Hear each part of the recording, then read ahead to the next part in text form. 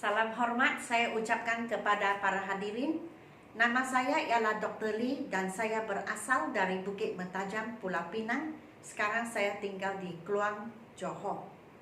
Jadi sebelum saya bermula, ingin saya ingatkan semua, silalah WhatsApp saya sekarang jikalau ingin membeli buku saya. Buku saya fokus kepada grammar sahaja, ada lebih daripada 30 bab dan kesemuanya ada 1384 soalan. So buku ini self study untuk sendiri belajar dan lengkap dengan jawapan dan keterangan. So apabila saya sudah kirimkan buku kepada semua penempat atau pembeli, maka di YouTube channel saya akan bab demi bab, dari bab 1 hingga bab yang terakhir, saya akan buat naik video dan saya akan buat penerangan mengikut buku saya. Membuat penerangan, lepas itu membincangkan jawapan dengan kamu. Jadi kerana buku ini adalah self study, sendiri belajar, maka kamu sendiri buat dahulu soalan-soalan. Lepas itu pergilah ke channel saya, YouTube saya, dan menonton video-video saya berkenaan dengan bab yang kamu sudah habis membuat. Dan tengoklah, belajar mengapa jawapan kamu betul, mengapa jawapan kamu salah. Okey? Baik.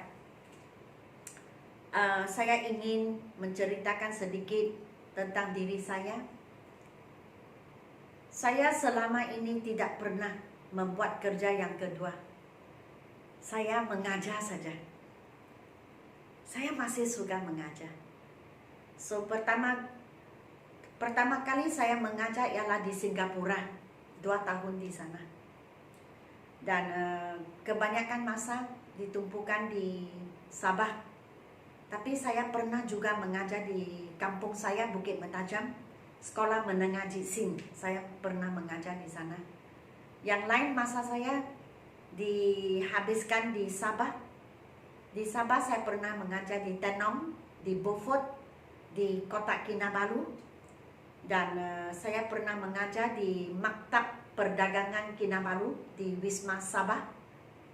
Dan selepas mengajar di maktab ini, saya telah pergi ke Sandakan dan mengajar di cawangan maktab ini, Maktab Perdagangan Kinabalu Commercial College. Lepas itu apabila sudah mengajar di Sandakan, di Maktab Perdagangan Sandakan Kinabalu, maka saya bukalah pusat tuition sendiri di sana. Dan oleh kerana saya balik ke Semenanjung,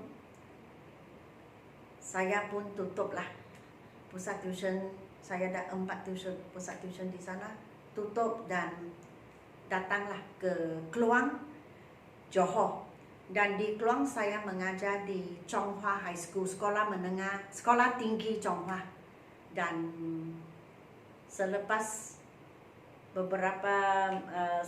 sedikit masa mengajar di sekolah tinggi Chonghua, maka saya pun berhenti dan fokus kepada pusat tuition saya sendiri. Pusat tuition saya di Kluang dari tahun 2003 sampai sekarang, sudah 17 tahun. Saya sendiri mengajar di sini, di samping guru-guru yang lain yang saya mengupah. Saya membuat kerja-kerja pentadbiran di sini. Dan masa yang 8, saya suka membuat naik video-video saya dan berkongsi pengetahuan dan kemahiran saya dengan sesiapa yang suka bahasa internasional, bahasa Inggris. Okey? Dan saya tidak pernah saya boleh kata putus mengajar dalam lain bahasa. Saya mula video YouTube channel ini. Masa itu saya menggunakan 3 bahasa. Satu bab yang sama tetapi Satu dalam bahasa Malaysia, satu dalam bahasa Inggris, satu dalam bahasa Cina. Tetapi selepas beberapa ketika saya mendapati bahwa yang video-video yang saya kendalikan dalam bahasa Cina itu sangat sejuk. Maksudnya tidak ramai yang menonton, tidak ada soalan, tidak ada masalah begitu. Untuk bahasa Inggris okey sedikit. Banyak okey, lebih banyak okey daripada bahasa Cina.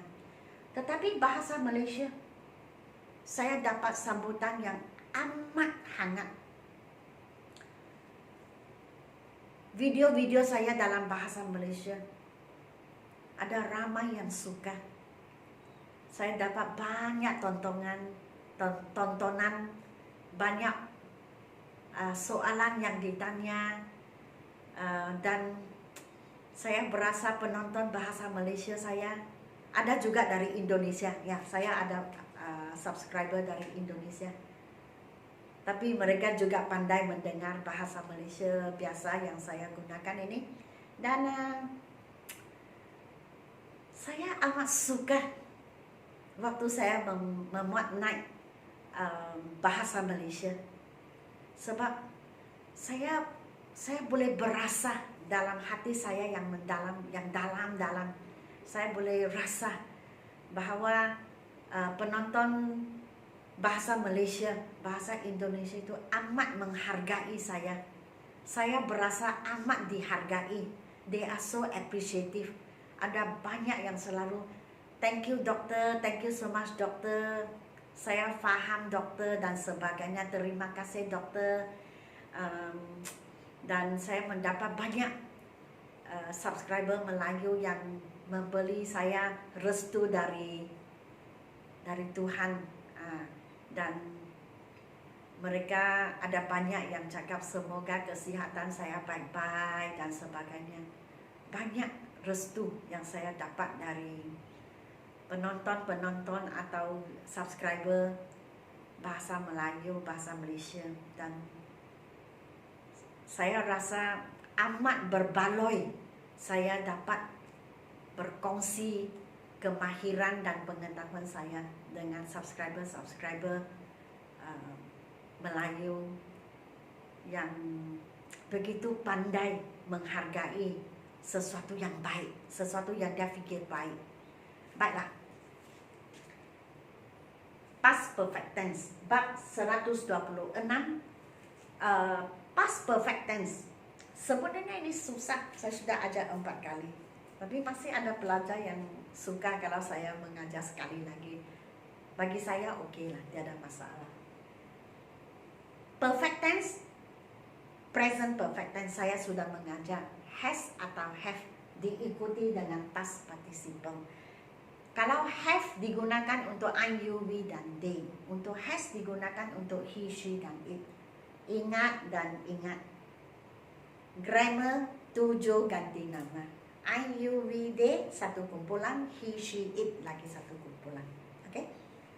Kalau sudah lalu, dalam English asal dia sudah lalu, terus semua I, you, we, they, he, she, it serentak gunakan jawapan yang sama. Dia tidak bahagi. Okay? So has dan have present, berkenaan dengan sekarang. Kerja itu baru saja dibuat atau sudah habis dibuat dan kita boleh nampak kesan. Tetapi had kita guna untuk semua I, you, we, they, he, she, it. Has dan have masa lalu had. Tetapi selepas has, have dan had sama juga, kamu mesti guna past participle. Seperti saya sudah memberitahu kamu, past participle secara umum kita cakap tempat ketiga. Macam saya mengajar sekolah rendah, saya pastikan mereka pandai past participle sebelum pergi ke sekolah menengah. Jikalau tidak, mereka akan ketinggalan. Mereka tidak tahu apa sedang berlaku. Sebab itu sekolah rendah saya mesti ajar dan saya pastikan mereka tahu. Secara umum, past participle ialah tempat ketiga. Contoh, makan, eat. Masa lalu, ate. Past participle eaten. Okay, so past participle digunakan bersama dengan has, have dan had. Untuk has dan have, kalau kamu gunakan has taken atau have taken, maksudnya perkara itu sudah dibuat tetapi tidak disebut masa.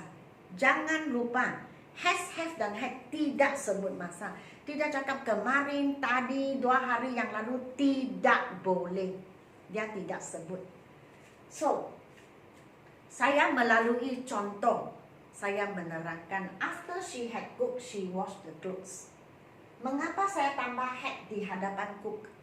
Sebab saya ingin memberitahu pendengar bahawa, atau pembaca saya, bahawa dia masak terlebih dahulu.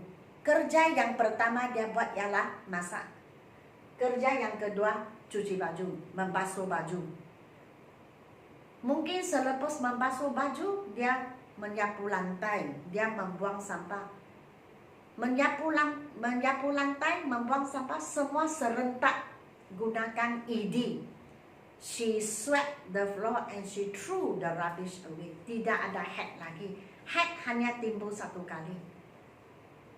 Pekerjaan yang pertama dia buat. She washed the clothes after she had cooked. Sama erti. Kalau after di depan, jangan lupa koma. Kalau after di tengah-tengah ayat, tidak ada koma, tidak ada koma. Dan apabila kita gunakan after orang yang sama, satu orang buat banyak kerja. Kerja yang pertama sekali tambah had. Dan ingat, bahagian after sini, had ikut bahagian pertama. Bahagian yang tidak ada after, itu gunakan past tense tambah ed sahaja, masa lalu. When I came home, she had cooked.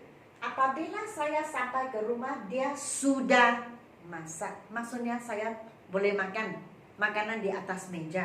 Sebab dia masak terlebih dahulu, baru saya sampai. Itu maksudnya. She had cooked when I came home. Sama arti, dia telah masak apabila saya sampai ke rumah. Perbuatan yang pertama itu apa? Masak. Jadi tambah had di hadapan masak. Faham? So, kalau kita guna when di depan, jangan lupa koma. Kalau when di tengah-tengah, tidak ada koma. Kalau kita guna when, ya kita ceritakan 2 orang yang berlainan. Bukan sama orang after. Lain orang when atau before. She had cooked before I came home. Dia telah masak sebelum saya sampai ke rumah. Sama juga. Dia masak habis, baru saya sampai. Saya terus boleh makan. Atau before I came home, she had cooked. 2 orang yang berlainan, sama dengan when, 2 orang yang berlainan. Ini apabila, ini sebelum maksudnya. Oke? Tapi sama juga. Pekerjaan yang pertama tambah had. Yang lain-lain jangan gunakan had. Itu sahaja. Oke? Dan kalau kita guna before di depan ayat, mesti ada koma. Jangan lupa koma. Kalau di tengah-tengah, jangan ada koma. Itu saja. Oke? Dan sini saya buat macam cerita. Contohnya semalam atau kemarin, he took out his books, he studied. Ini saya ada sebut masa kemarin. Sebab itu saya tidak cakap taken, saya cakap took, take took, tempat kedua. So, saya cerita begini. Yang pertama, dia keluarkan buku. Selepas dia keluarkan buku, dia belajar. Jadi sekarang saya gabung 2 ayat menjadi 1. Tanpa menyebut yesterday. Sebab apa? Has, have dan had tak boleh sebut masa. Tidak sebut masa. Ayat saya begini. After he had taken out his books, he studied. Selepas dia keluarkan bukunya, dia belajar. Faham? Orangnya sama. Tetapi dia buat 2 pekerjaan yang 2 perbuatan yang berlainan. Jadi perbuatan yang pertama keluarkan buku, saya tambah had. Tetapi took saya mesti gunakan taken sebab has, have dan had diikuti dengan past participle. past participle tempat ketiga, take, took, taken. So after he had taken out his books, he studied. Tengok, he studied after he had taken out his books. Sama erti. Hanya saya struktur semula ayatnya. Kalau after di depan, jangan lupa koma. Kalau after di tengah-tengah, jangan simpan koma. Dan had taken, bahagian after mesti ada had di sana. Bahagian yang seterusnya tidak ada had. The bus left, ini lagi satu cerita. Bus, contoh minggu lalu, saya cakap, saya cerita, minggu lalu saya lewat ke bus station. Jadi waktu saya sampai, bus sudah jalan. Oleh itu saya ketinggalan bus. Saya cerita begini. So the bus left, I reached the bus station. Bus jalan, saya sampai. Jadi yang mana dulu? Bus jalan dulu, baru saya sampai. Sebab itu saya ketinggalan bus. So saya gabung menjadi satu cerita, satu ayat. Saya tak boleh sebut masa. Tengok, erti saya sudah lalu. Tetapi saya tidak sebut dalam, saya tidak gunakan yesterday atau minggu lalu di sini. Tapi maksud saya, okay? When I reached the bus station, the bus had left. Apabila saya sampai ke bus station, bus sudah jalan. Jadi untuk menunjukkan bus jalan baru saya sampai, saya tambah had di hadapan left. So bahagian yang ada when, tidak ada had. Bahagian yang kedua itu baru ada had. Apabila kita gunakan had, when, dua orang atau dua ganti nama yang berlainan. Ini I, ini the bus atau it. So dua berlainan. Kalau sama kita guna after. Kalau lain kita gunakan when atau before. Okay? So ingat, apabila kita mula dengan when, jangan lupa koma. Kalau when di tengah-tengah, tak payah koma. The bell rang, ini lagi satu cerita. Saya cerita, 2 hari yang lalu kelas kumpulan pelajar itu didenda oleh cikgu. Kemudian kamu tanya saya, mengapa? Mengapa didenda? Jadi saya cerita begini. Loceng bunyi, mula-mula loceng bunyi. Rang, masa lalu. Ring, rang, rang. So loceng berbunyi. Tapi pelajar tidak masuk kelas. Mereka masih makan di kantin, cerita di kantin. Lepas itu berjalan macam itik pulang petang. Sampai kelas, cikgu di sana sudah meradang. Jadi apabila cikgu beribut, lepas cikgu beribut, maka pelajar kena denda.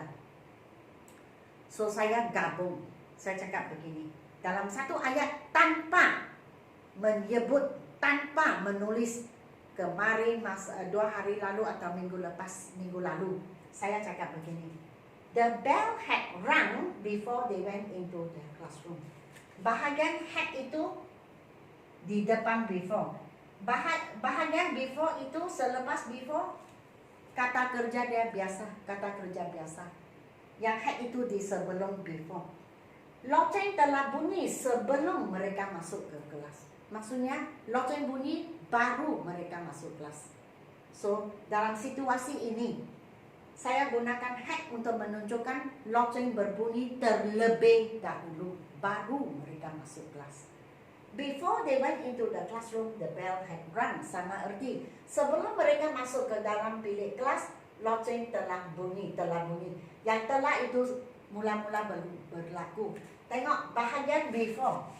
Sampai sini kita tengok tidak ada had di lagi satu bahagian. Kalau kamu mula dengan before huruf besar, jangan lupa koma. Itu sahaja. Okay, so 3 perkataan before, after, when.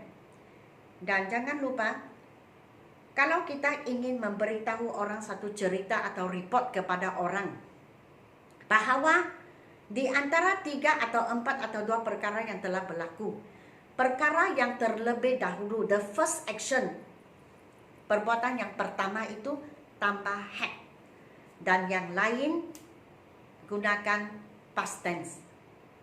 Maksudnya masa lalu yang biasa. Itu sahaja. Oke, setakat ini sahaja bab ini. Sehingga kita berjumpa lagi. Sila like, share dan subscribe. Sekian, terima kasih.